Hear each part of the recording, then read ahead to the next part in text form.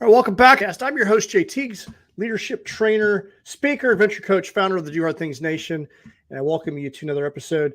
This podcast is about learning, growth, and leveling up so we can be the best version of ourselves and achieve our highest potentials, be the role model that our country needs us to be.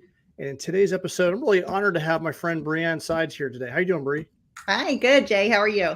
I'm doing great. So we're going to get into a lot of topics in the, Bree is a real estate agent. She's a good friend of mine. We're going to talk about some personal growth and development topics. But before we get into today's episode, just a few housekeeping notes. Make sure you smash that subscribe button so you're notified of future episodes. And if you've gained any value from the podcast, please go over to Apple iTunes, leave us a review. They go a long way to, tweaking the algorithms. When people are looking for a good podcast, this one will pop up in their feed.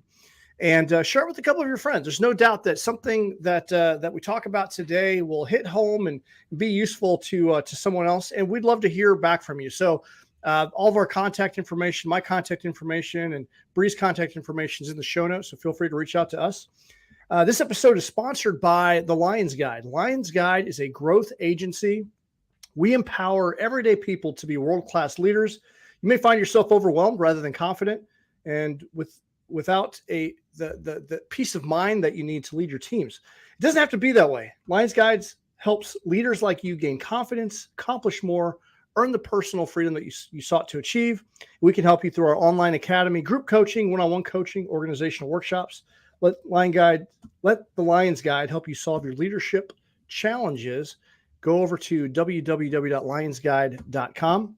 This episode is also brought to you by UARD, the University of Applied Research and Development, where we're helping veterans obtain their bachelor and master's degree in emergency management.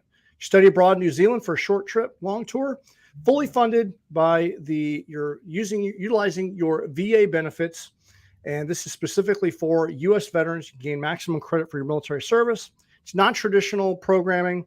And you can learn more if you go to www.uard.university. You can also go to dohardthingsnation.com and click on the Next Mission Project tab, and they'll take you there.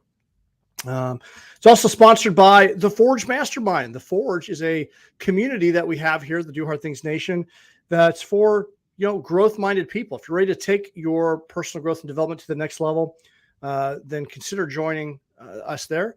You can start your year of growth. These mastermind groups fundamentally changed the trajectory of my life, which is why I started one for our community. So go check it out. Go over to dohardthingsnation.com, click on the Forge, and you can learn more about that. All right, so let me introduce to you today's guests. This is that plural, guest. This is Brianne Sides. She was born in New Jersey, raised in Pennsylvania, and later married a career soldier. Brianne is no stranger to personal and military moves. With her earlier career concentrated on healthcare compliance, she's committed to relationship built on integrity and customer satisfaction. That aim continues today, where she follows her passion for real estate. Bree graduated from the Western Governors University with a Bachelor of Science in Business Management. In addition to being the broker of Jade Realty, she's an avid outdoor lover and certified scuba diver. So thanks for being here, Bree. Thanks so much for having me, Jay. So we met a couple years ago. Speaking of being active, ultimately because your husband was in the military, you guys PCS here to Fort Leonard Wood. We met through Team Red, White, and Blue when we were running and gunning and back then we were doing a lot of runs and rucks and whatnot. And we've been great friends now for how long has it been?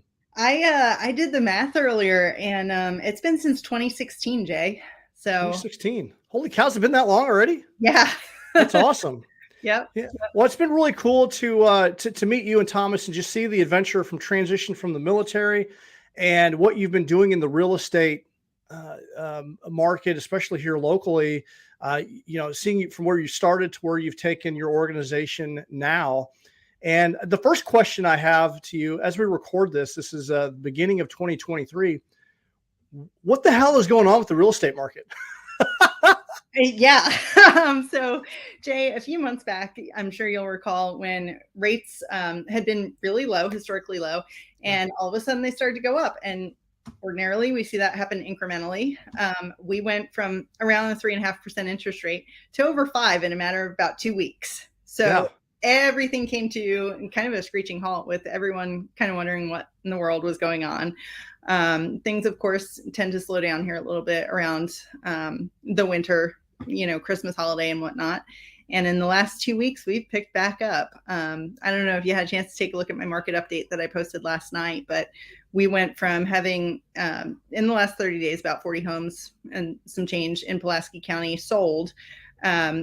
Yesterday, we had 80 some homes that were under contract, 90 some, and around roughly the same that are active on the market. So we definitely started to see an uptick as far as what's available, what's going under contract, having those multiple offer scenarios happening again, and things starting to go pretty quickly. So as we gear up here for our springtime PCS, which I'm sure we'll talk a bit about, definitely seeing the market speed up, seeing rates hovering there in that 5.5%, 6%.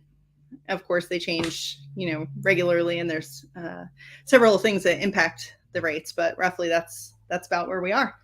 Yeah, I locked my house in, I think, at a low 2%. Do you think those rates will ever come back anytime soon? Jay, I think that we'll see the rates come down some from where they are, but I don't know that we'll see them that low again for a while. That seems like it's probably like a historic low time period. You can't get much better than that. And I think we reaped the benefits of that. I mean, it seemed like that was kind of a normal because it happened for so long. But if you look at the grand scheme of the market, it's just a blip in time, really, right? It sure was. When I bought my first home, interest rates were around 8%, which was pretty regular then. And that's something that we had planned for and something that we had anticipated.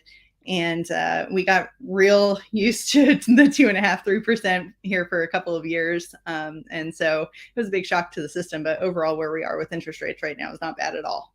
Yeah. Yeah.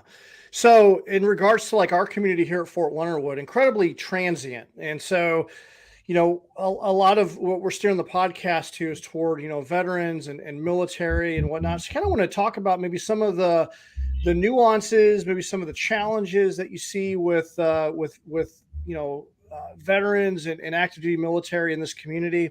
I know what I'm seeing a lot on a lot of different pages, a lot of different installations is the service members are having a hard time finding a home as they PCS, and housing has raised, but the BAH rates, the basic allowance for housing, may not have caught up with that.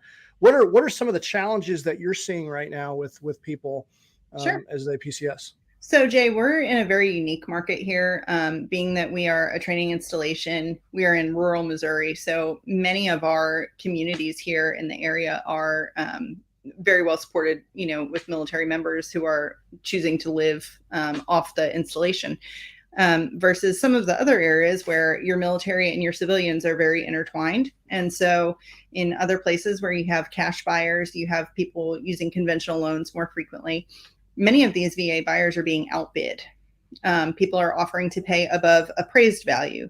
People are offering to pay gaps in those appraised value versus purchase price, or just outbidding entirely, paying cash, and they don't care what the home's worth, they want it. Whereas in this area, many times we're here for 2 to 3 years.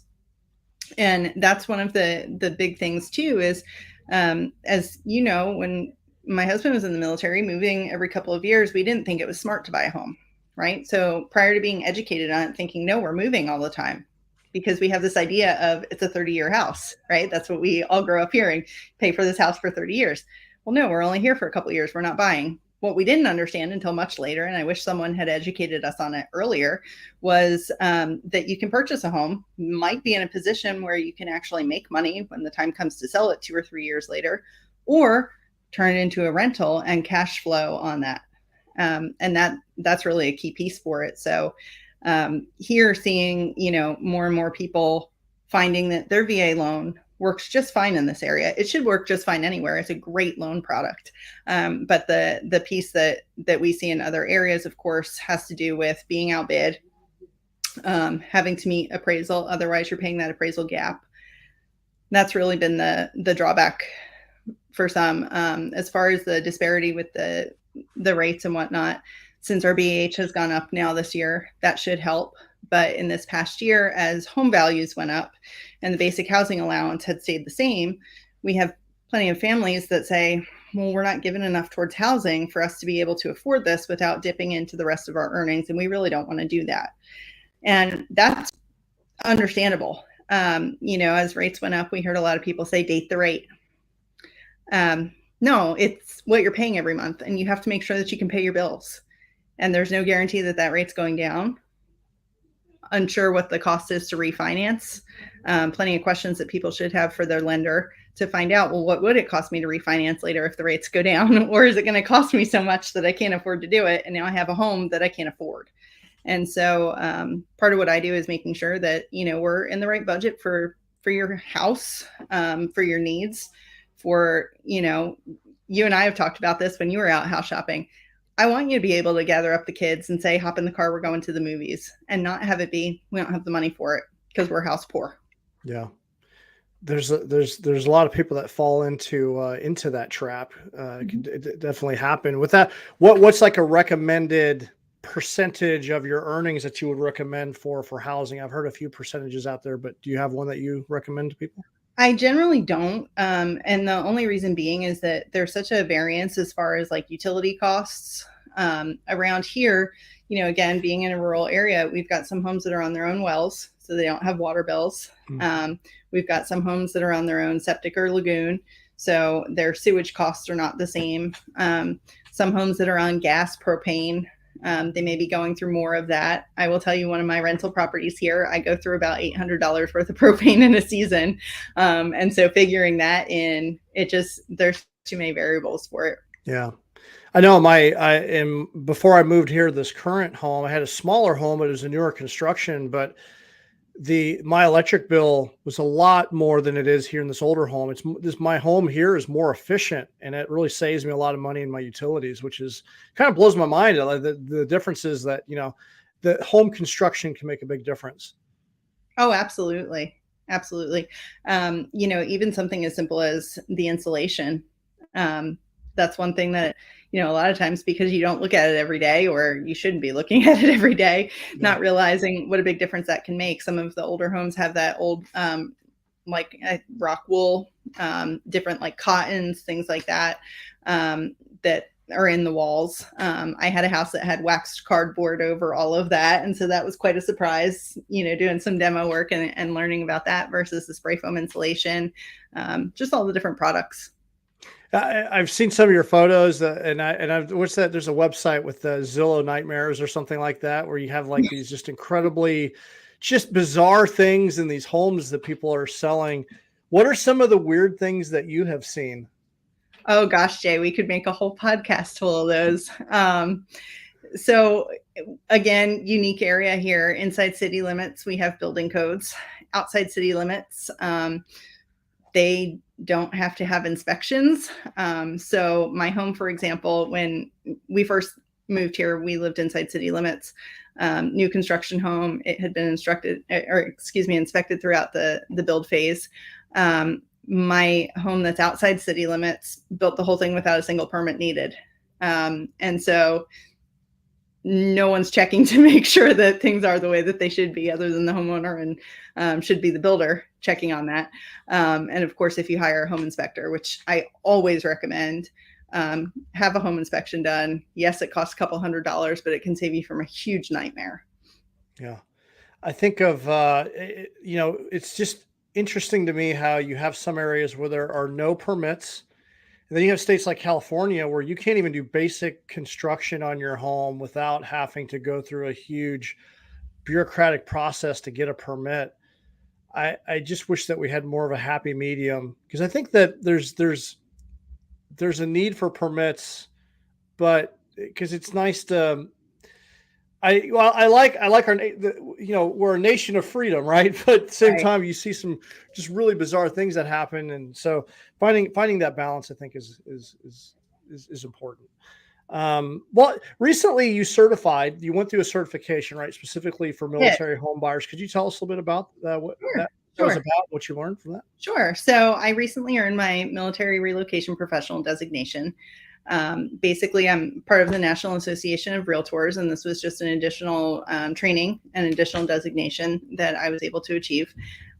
For a long time, I had thought not necessary, right? I'm a military spouse. My husband just retired after 20 years. I know how to PCS. I know how to help people PCS.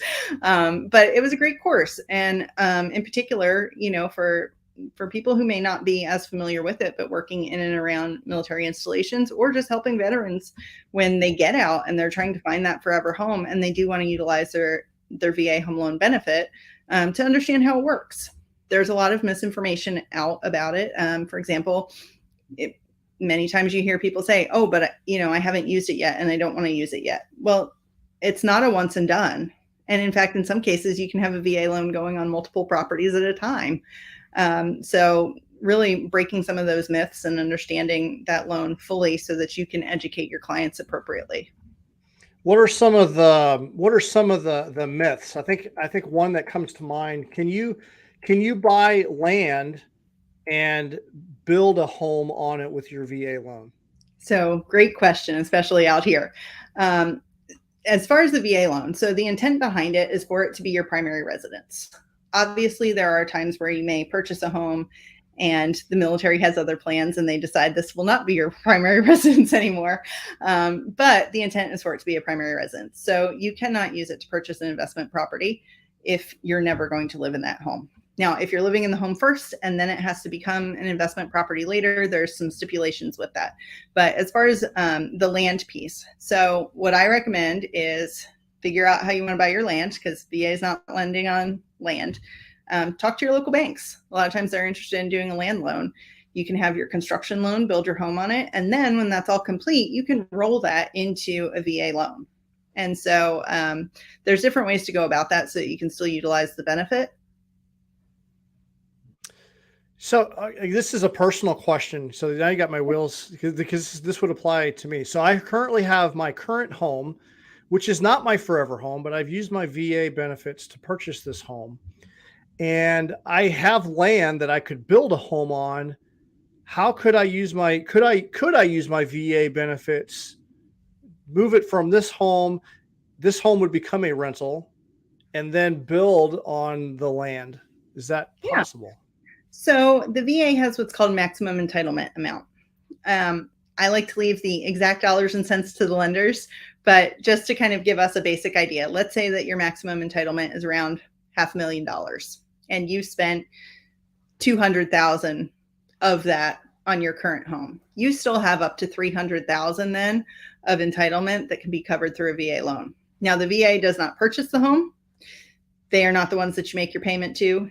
They are not the ones that inspect your home, but part of that entitlement, yes. So in your case, for example, you may be able to go ahead and build up there on that forever property, roll that into a VA loan. They would just check what your entitlement difference is.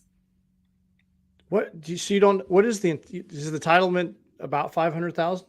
Roughly. How do they determine that? Yep. Well, now you got my wheels spinning. Yeah, we can definitely deep dig into that detail later offline. So man, I need to talk to Lacey, because now, because I was thinking about that, because I like the certain benefits of the VA loan. Now, are there some aspects of the VA loan? I know, veterans tend to just gravitate right directly toward the VA loan, but are there any instances where other loans would be a better deal for the service member? Sure. So with a VA loan, there's no money down, right? There's not a requirement for you to have money down. You do have a funding fee, provided that you don't have above 10% disability, things like that. But that funding fee, for example, the more money that you put down, the lower the fee is. And many times that's not explained because people just say, oh, you don't have to put down any money, right? VA is going to, on any government style loan, when you have your appraisal done, they're checking for safe, sound, and sanitary. So let's say you're purchasing a home that's a little bit of a hot mess, right? You want a project. VA may say it's not meeting safe, sound, and sanitary. And you may say, well, I don't want a renovation loan. Looking at a different loan product, like a conventional loan, might be a better option. Here in our area, since we are rural, our conventional loans are not 20% down. If it is your own personal residence, it could be as low as 5% down. And so that might be a case where you have 5% down. You know that the house needs a bunch of work. And depending on what the interest rate and the closing costs are there with that lender, going a different loan route might be to your advantage. Yeah. Yeah. So it sounds like from what I understand the VA loan, there are a few more stipulations, right? You got to do the appraisal. It has to meet specs, but it's all to protect right? The service member and the taxpayer, I assume, to make sure that you're not making a rash decision and Of that the course. home is so. But those are some hurdles that you have to overcome with that. So a little bit more bureaucracy, if you will, with the VA loan. A little bit more, but I will tell you this. On one of my mastermind groups, I recently heard someone say, oh gosh, but those take forever. Not the case. So here we can generally get a VA loan closed in as quick as about 35 days. So it's not, this big laborious process. It's not something that puts you at a disadvantage against another buyer. So 35 days. What's typical for, I guess, what's ballpark? What's the general closing time frame, would you say? A lot of it depends on the seller's needs. Understanding that most of us are good planners when we know that we're headed someplace new and perhaps unfamiliar to us.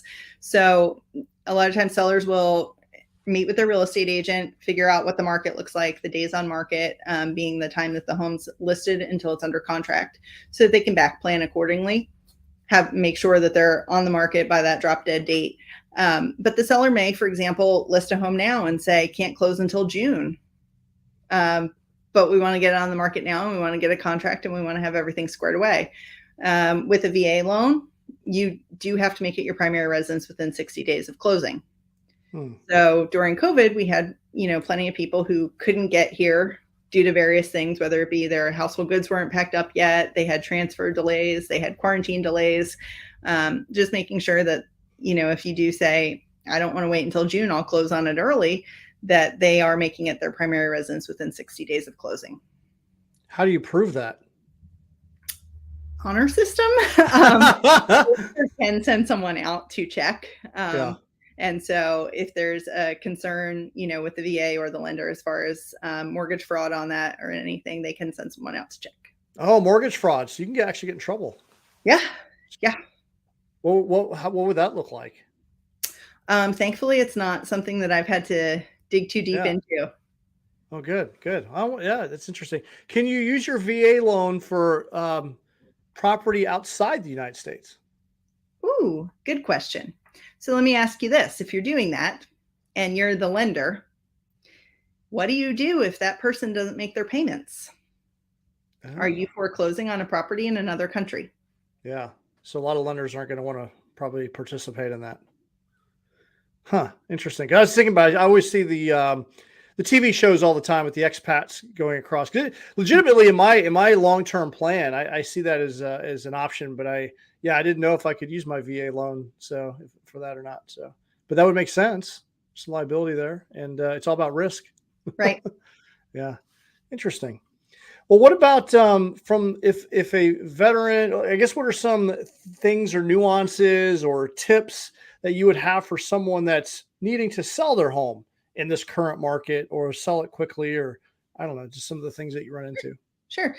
So many of us are awaiting our household goods to arrive when we're moving. So having a home that is truly move-in ready, not something where a buyer goes, it's okay, but I'm going to have to do all these things and my stuff's not here yet to do it, because I really want to get unpacked, get settled in, and get going. So having it move-in ready. Here we are a broom swept state, meaning you just have to leave the home broom swept, clean condition. Offering to have the home professionally cleaned, offering to have the carpets professionally cleaned. It's not required, but it's a good step that may help with a buyer looking at your home, comparing it to another one. Obviously, buyers are in a competitive market, so they might not necessarily want to ask for those things for fear that they would be kind of kicked out as not the best offer. But going best foot forward and saying, hey, we'll do this. Also, offering a home warranty sometimes can really be key. You and I have talked a little bit about warranties in the past. Many of our homes here transition with new owners every 2 to 3 years, so they don't necessarily have the long-term upkeep schedules happening. So having a home warranty in case something, does break, something hasn't been cared for the way it should have, that can help offset some potential costs for a buyer and be a helpful way to get, your property on the market and get some good eyes on it. Yeah, it's that Home Shield, American Home Shield for like appliances and things like that. It doesn't cost a whole lot, but it could be a nice little add-on, right? That could be enticing to a buyer that could close the big deal.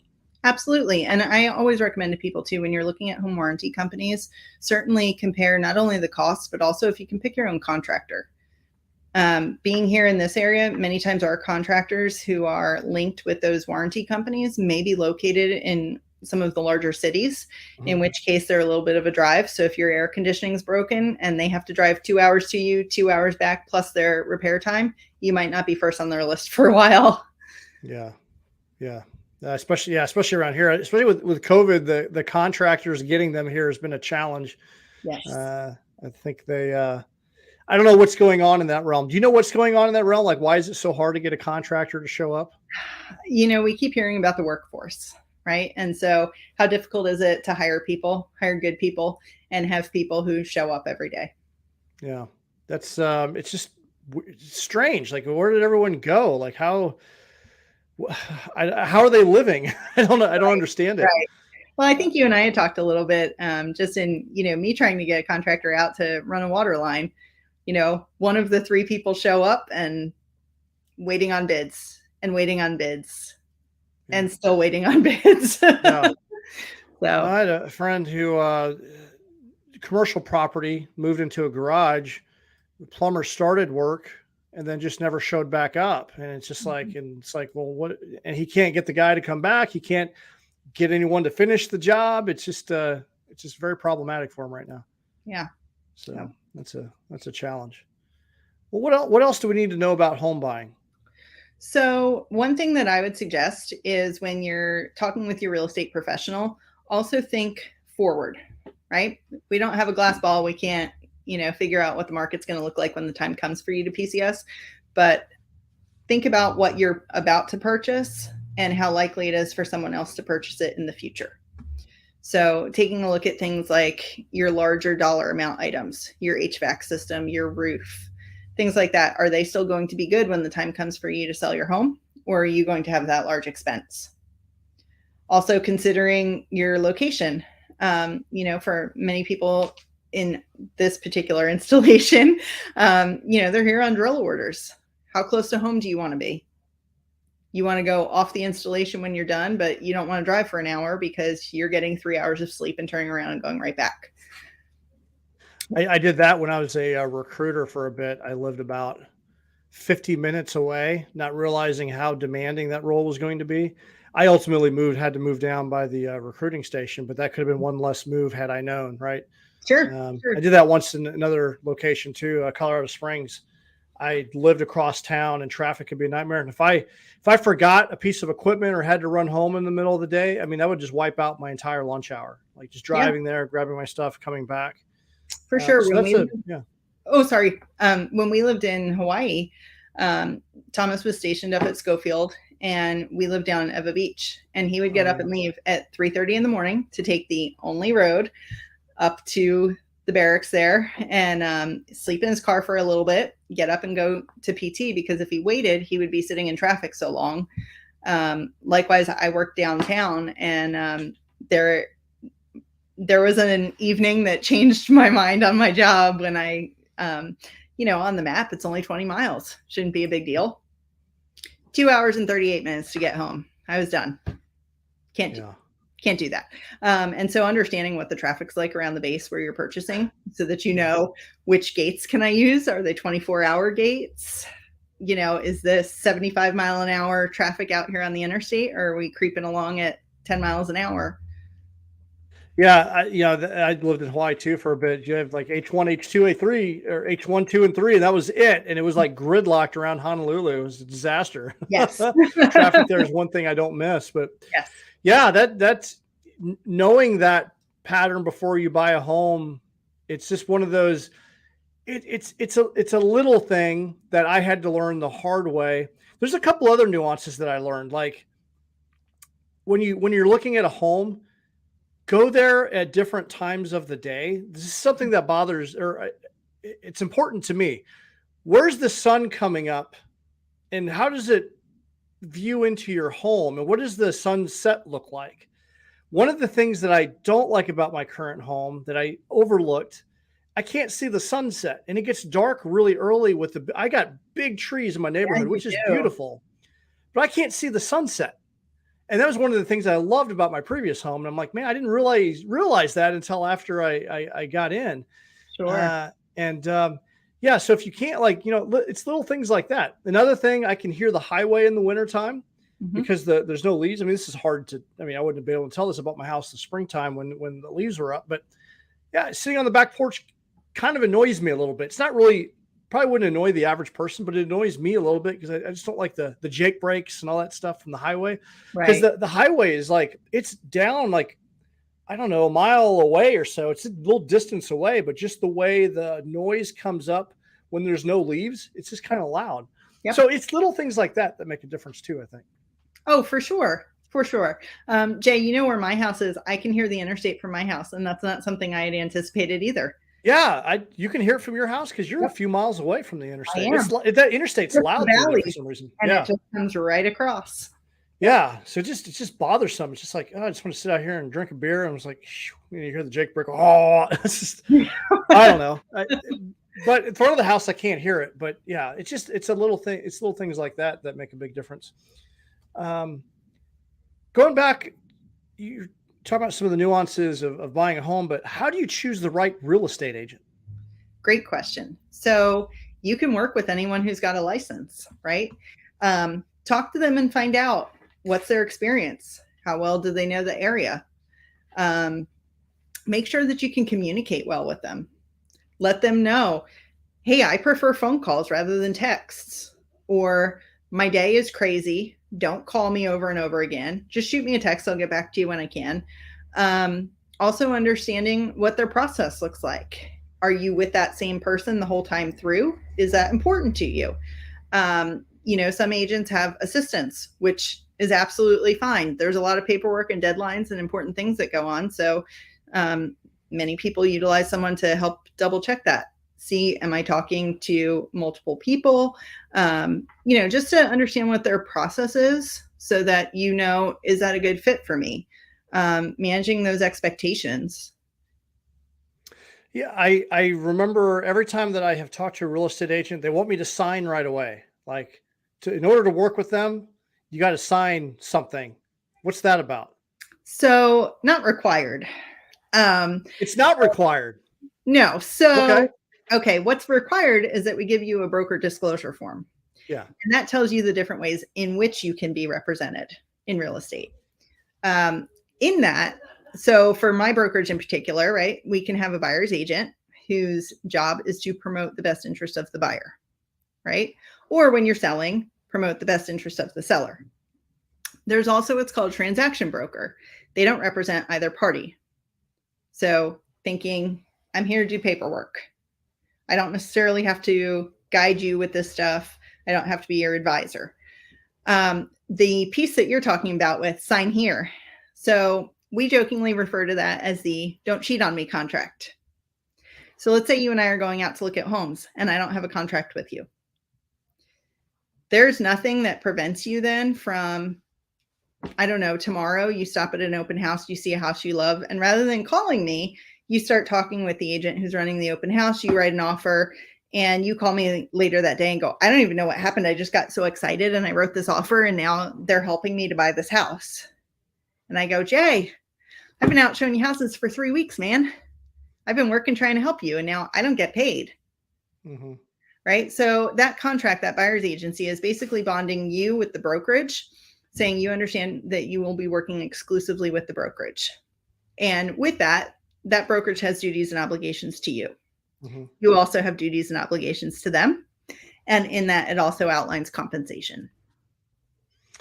Are there any instances where it would be better to not work with a real estate agent or just go it alone? Because you can, right?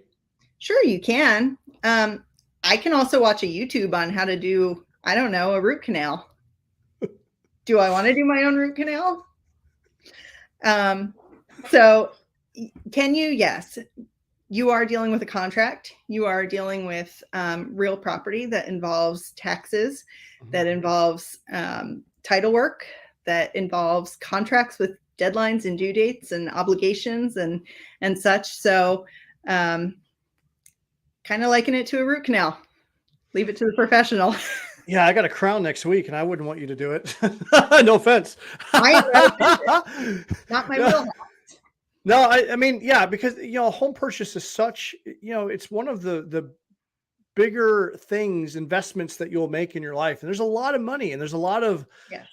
legalities, a lot of litigation happen from not getting this right, Yep. and you can get yourself in a bind if you don't do it correctly.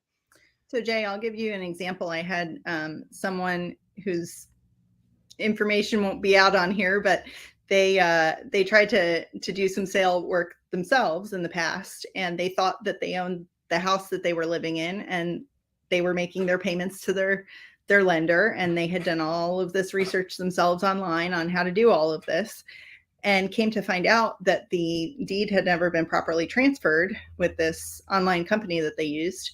And so there were actually two people holding the deed for the house that they were paying for. Oh, how did that get resolved? Well, a whole lot of legal work to figure Yeah. out who actually owns the property at this point. And releasing one party from the deed, having them sign over their interest in it, making sure that the other person had it without any basically encumbrances on the title Yeah. work. I assume they probably didn't realize that until they went to go sell the house or something, and so that Correct. probably kept them from selling the house, and that probably took a while. Correct. Yeah. Wow. Yeah, so there's a case right there where this is why you want to have experts to kind of guide you through this process. Yes. Because you see it all the time. You can sell your home and save the money, because it's for the overall price of a home, it's a decent commission that you're giving up to a real estate agency. But you But can are you also giving lose it a up, lot or of are money. you paying for service? Yeah, you should be paying for service. So hopefully that's why you should pick the right real estate agent, right? And I have bought a few homes, and I have had various run-ins with real estate. It's just like your experience with a car dealership, right? There's some really good salesman people. There's some that are really shady.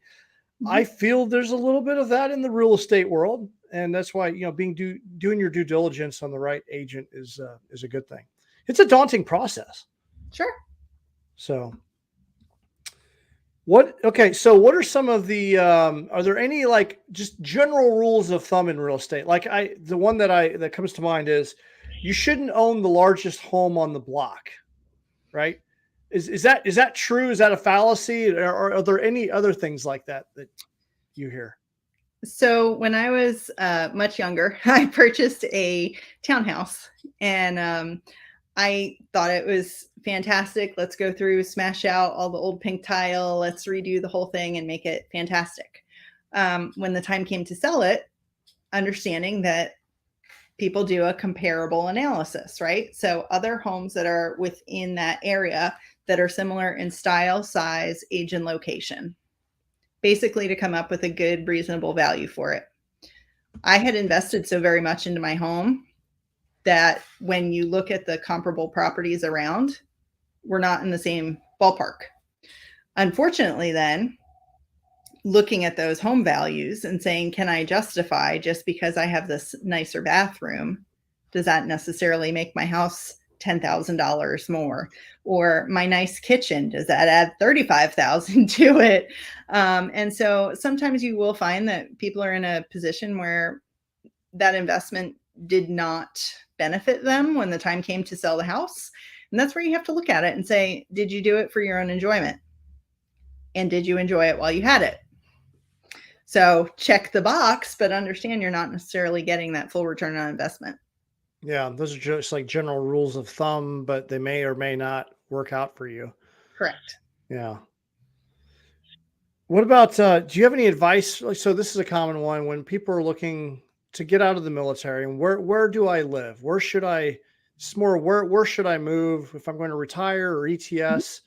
Um, and people are trying to, do I move back home? Do I move to this career? Do you have any general advice for people as they're making that decision? Think about what you envision your life as outside of the military. So are you someone where you say, I really want to be around a lot of people? Or, you know what, maybe I lived on base a lot and I just want to be able to spread my arms, walk around outside naked and pee in my front yard and I don't see a neighbor, right? Well, I hear that a lot here. I want to pee outside. Okay, great.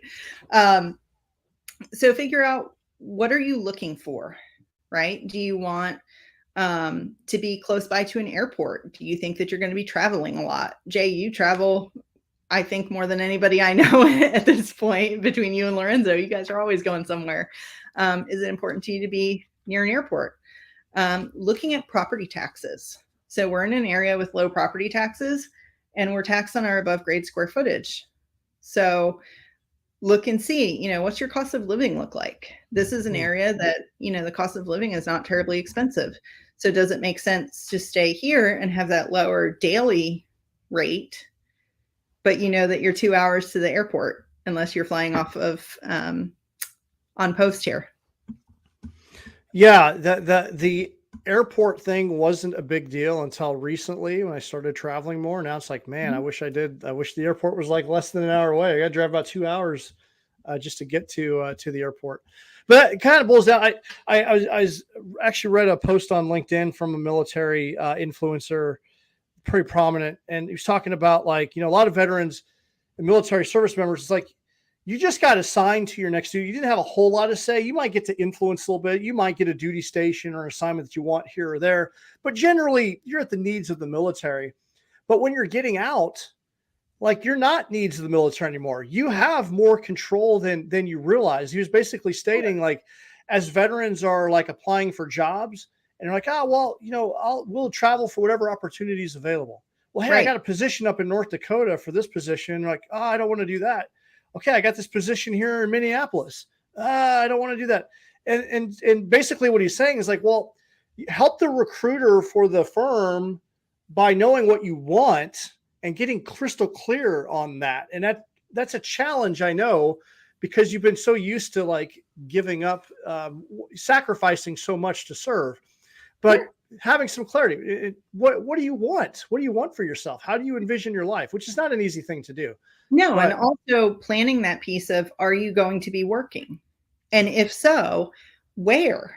Right? The world is your oyster at this point. Are you sitting back and enjoying your retirement check and saying, I'm not doing anything for a little while, or I want absolutely nothing to do with working for the government, so I'm going to a very civilian area or civilian centric area, or I'm going to work, as a contractor or have a GS position or something, so I need to be around this, or I want to make sure I'm near a VA hospital. In your case, your kiddos are still in school. Yeah. Looking at the school district. School district's huge. Yeah. We are incredibly fortunate in that one of our local school districts here has these fantastic programs for the high schoolers where they can basically graduate with an associate's degree. That's not something to take lightly. That saves an awful lot of money, and it gives them some fantastic experiences. Yeah. That's one of the reasons that I'm staying here after my service, at least until my kids are out of high school, because the programs are so good here, right, and lower cost of living. Now, that's why I have to look for jobs online and go that route, because there's not a lot here. But that's one of the blessings of COVID, is that we can have that. But a common pitfall I see is people get out, they get a house bigger because they get the retirement benefits. They think they're going to make the same amount of money in the civilian career. And, it's not uncommon. It's a very high percentage as veterans get out, as they get that first job, like that job only lasts about a year before they jump ship to something else. And I think what a lot of people are doing is they might buy a little bit too much house, right, and they kind of get stuck in a position to where you have to have a job, and you might get stuck in a position financially because, going back to your point about being house poor, you can bite off a little bit more than you can chew and get stuck. Well, Jay, think about how many people during COVID went out and bought campers, travel trailers, right? Because everybody wants to travel, but everybody wants to travel in their own little pod, right? Do you have a place to park that? How much does that cost you every month in a payment using it? Yeah. Right. And so looking at these different pieces that are all components of what does your lifestyle look like? And I think that's really key. When you are choosing an agent, is have someone who you can have those tough conversations with. I need a place where I can park this. I'm not going to pay to put it on the lot on post. Or, we bought a boat and it's really important we did not, just kidding. Yeah. But like when somebody says we bought a boat, we want to be able to park it at home. Can we? Are there covenants and restrictions where we live that say that we can't have a boat here? Because that's a really horrible surprise if you buy a house and you didn't know. Talking to an agent and saying, these are the things we have, this is what we want, or we have these things, but we're going to park them, in a storage place so it doesn't matter. But our house needs to be this large, or we need the following items in it, or this is what's really important to us. My husband took up woodworking. We need a garage that we can do that.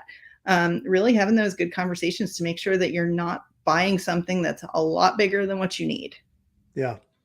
Yeah. And being able to kind of forecast the future. So having clarity about what your life looks like before it's too late, so you can identify, hey, this isn't exactly what, because you're kind of stuck after that. It's very difficult.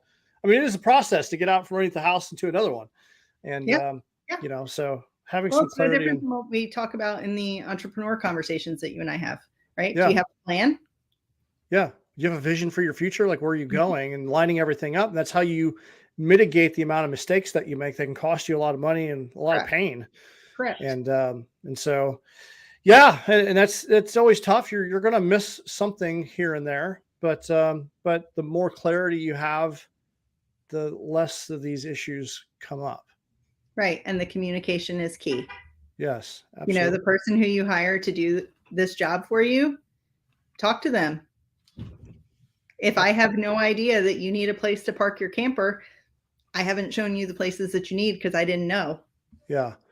Where are there common like communication missteps that you constantly you run into from time to time that someone's like, oh, I didn't know, I should tell you that, but it would have helped you do your job better? Sure. So aside from just communicating what they want or what's important to them, sometimes people are worried about hurting an agent's feelings when you walk into a house and they don't want to say, I hate this. This smells weird. I'm allergic to cats and I can smell that somebody's had cats in here. Or they don't want to talk about finances. I'm not doing your taxes. I'm asking you, what's a comfortable amount? Your lender may have said you could spend $400,000, but that's not what you're comfortable with. I'm not judging what you're comfortable with. I need you to tell me so I can show you the right homes, so that I'm not showing you something that's way beyond where you want to be. And a lot of times it's that communication, and also in some cases it's change in family status and people don't want to talk about it. Well, certainly the agent doesn't want to put their foot in their mouth either. So let them know what's going on.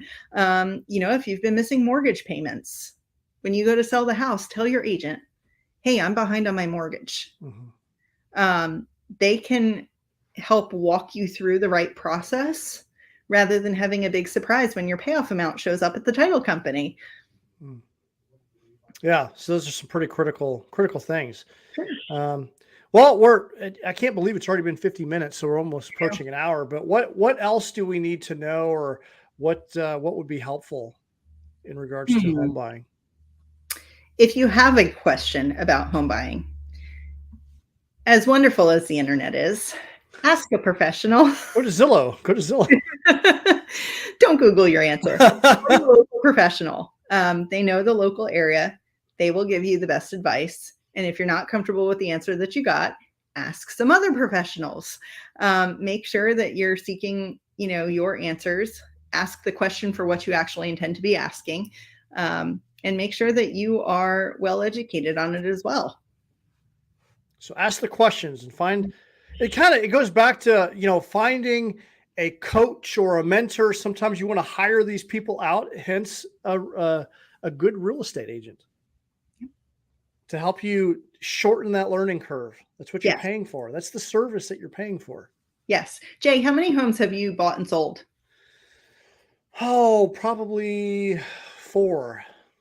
Right. So if you've done that 4 times and each time is different, why would you do 5 on your own rather than calling someone who's does 4 or 5 a month? It's a big deal. Yeah. Sure. So I've learned that it's an expense, and but it's that you're paying for the learning curve and saving you from being in litigation or making a really bad decision, or like you mentioned, the title work getting screwed up, right? So that's Yep. what you're paying for. So find Yep. someone that's going to do a good job.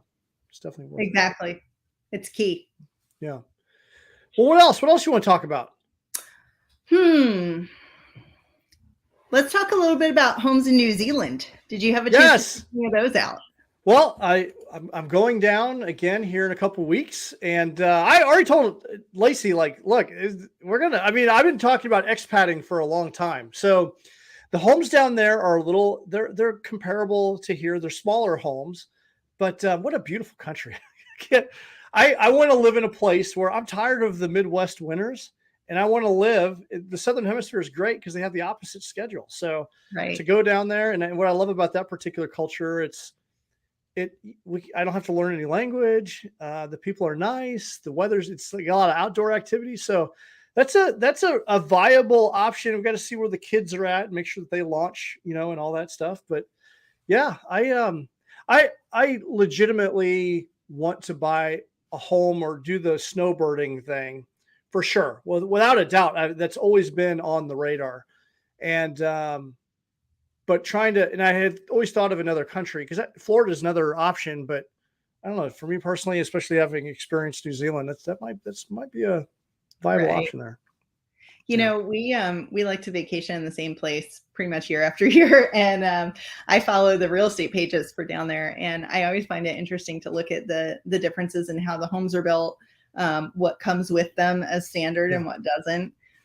Just some different climate things as far as, the concrete block, having to deal with humidity changes and whatnot. It's always really interesting. Yeah, it's fascinating to see how homes are just different in different geographical regions. Like I remember the first time I went down like the Dallas area. I'm like, you don't have a basement here? Like, oh, I didn't know that. As I was younger, I had no idea. Sure. I'm like, wow, because everyone here in the Midwest, for the most part, has a basement. I don't want to live in a home that doesn't have a basement with all the tornadoes that we have. And so, yeah, and then you like living in Hawaii, completely different construction. You don't have air conditioners there. You don't need them. Yeah. Right. So it's always fascinating. Yeah, for sure. I mean, Hawaii, we had those crank open jealousy windows, no air conditioning, and we lived off the trade winds, keeping it nice and cool in the house. I can't imagine that here. I miss the weather there. I don't mind cold weather. Like I love being up in the mountains and where it's snowing, but just the bitter, long, dreary, no sun, cold. I know it affects my mood. Like there's a seasonal depression thing that happens with me with that stuff. I don't like it. Yeah, you're really selling Fort Leonard Wood right now. Yeah, I love this community, but I could use some more sunshine and I could get rid of January and February for sure. Sure. We're in that season right now where it's just like, man, why do I live here? It happens every year. I just ask Lisa, why do we live here? But spring and summer it does get a little hot in the summer, but it's not bad. I mean, it's places grown on me. I mean, bottom line, the kids are the reason that I'm still here. So we're going to get them through school. But after that, I don't know. We're going to, we'll always have a footprint in Missouri because that's where our friends and family are. But yeah, I could see some warmer places on the horizon, at least part-time. I can't wait to see what you find. That'd be interesting. I don't know. I have no idea.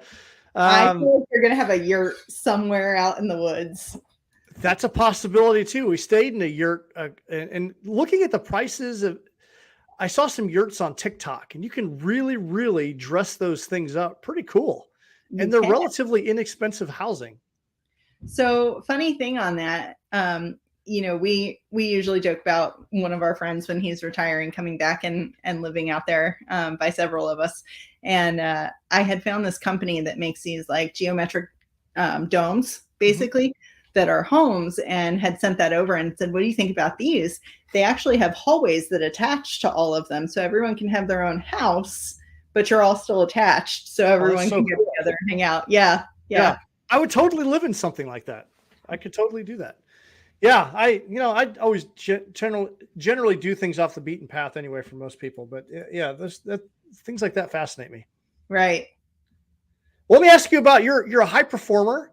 And you've been in some of the mastermind groups, and I always love having conversations with you. You're of constant growth minded and go getter. And I respect you as an entrepreneur and just you're incredibly hard worker. It's been really cool to see your success in the real estate game. Thank And you. so what book have you gifted the most?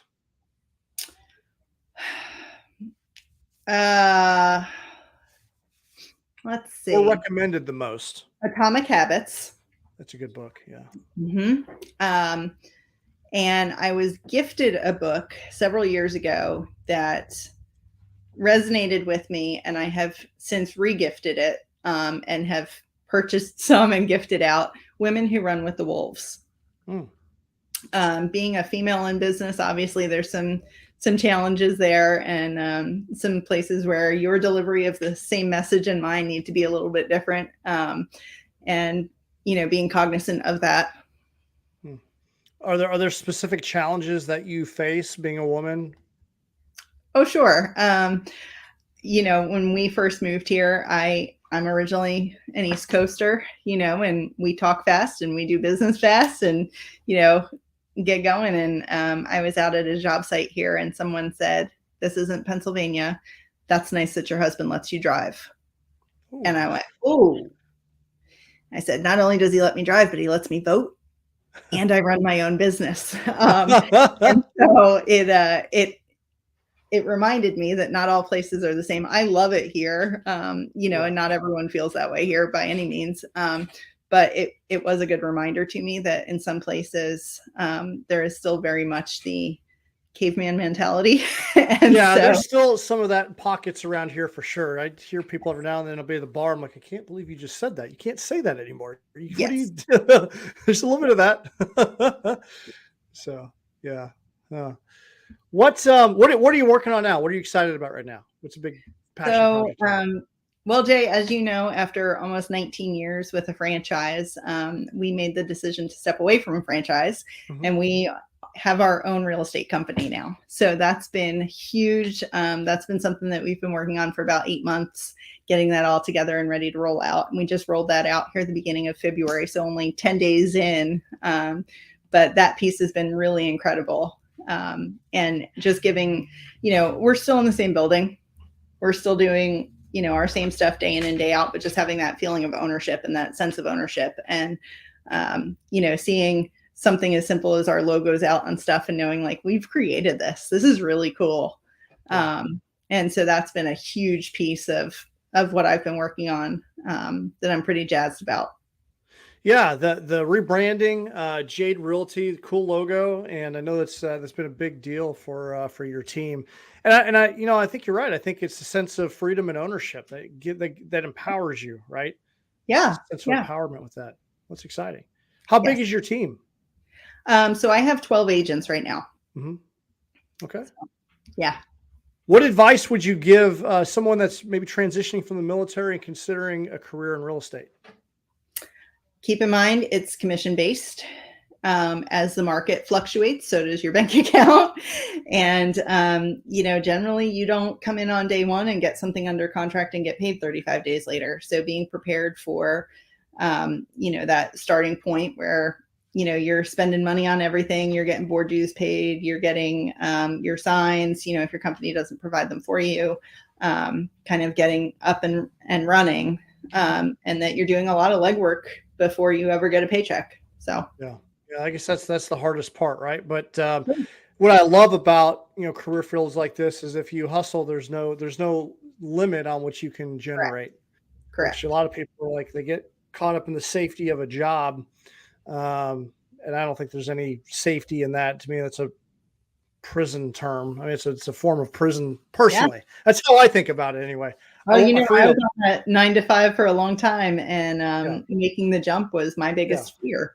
And I had asked when we got here, I came in and said, can I work part-time because I still have another job, and really just needing to rip the Band-Aid off and saying, I'm going all in, or I'm never going to be in. Yeah. And I don't want to knock anyone that's listening. The 9 to 5 is there's nothing wrong with it. But when I hear that there's safety in it, I just cringe because it's like you're giving up a lot of freedom for something you perceive to be safe that's not really safe. And if you just took a chance on yourself, and in the high performance realm, like entrepreneurship, like that's why the personal growth and development is so critical for those that are in business and entrepreneurs. Like it needs to be as much of a priority as paying your light bill, that because that's what's required of you. You have to have a different mindset to sustain the difficulties and challenges, because you have to look at things in a different perspective. Sure. Well, And Jay, like you had said yesterday, right? Clock's always ticking, or 2 days ago. Clock's always ticking. So are you living like it is on fire? And, this is the time that I get and I don't get it back. The time I had 5 minutes ago is gone. Am I just sitting at a job, scrolling on my phone because I'm waiting for something to happen here at work? Or am I out creating something that matters? Yeah. Well, I was at the office today. I'm transitioning, and I just saw someone sitting there at their desk, and they're kind of at their desk, but I saw their cell phone and they're just reading a book, and they're just like looking at the clock, and they're like, it's just a prison sentence. Like we had gifts and talents that we were supposed to use and leverage. And there's such an amazing opportunity in this country to get out there and get after it. I just encourage people to, I mean, that's why I'm in the business of what I do, is like, I just want people to get out there and get after it. Like you don't have to get locked in to these things. Now, for some people, it's what they need and they're satisfied and they're content. But for those that aren't, like helping them, get out of the matrix. Inspired, get motivated, and then get in action. Absolutely. So, well, on that, I think it's a great way to end it. Is there anything else that you want to highlight before we call it a day? I appreciate you having me on here. No, this is great. You provided so much insight and value in regards to, I know we kind of bounced around a little. I think we kind of covered generally a little bit of everything when it comes to real estate, how to find the right agent, some considerations for buying and selling. And I just enjoy talking to you. So it was great. It's great for me. Great treat for me. So, well, for everyone out there, keep doing hard things. If you want to get in contact with Bree, what's the best way to get a hold of you? Generally my cell phone, area code 215-527-8520, or you can check me out at brianne.jaderealtymo.com. Awesome. We'll put all that information in the show notes. So if you want to reach out to Bree, ask her some real estate questions. She's a great resource. She sold me my last house and did a great job. So I couldn't recommend her enough. She's a great friend. And so appreciate you taking the time to be here, Bree. Absolutely. Thanks, Jay. All right. For everyone else out there, keep doing hard things. We'll see you guys in the next episode.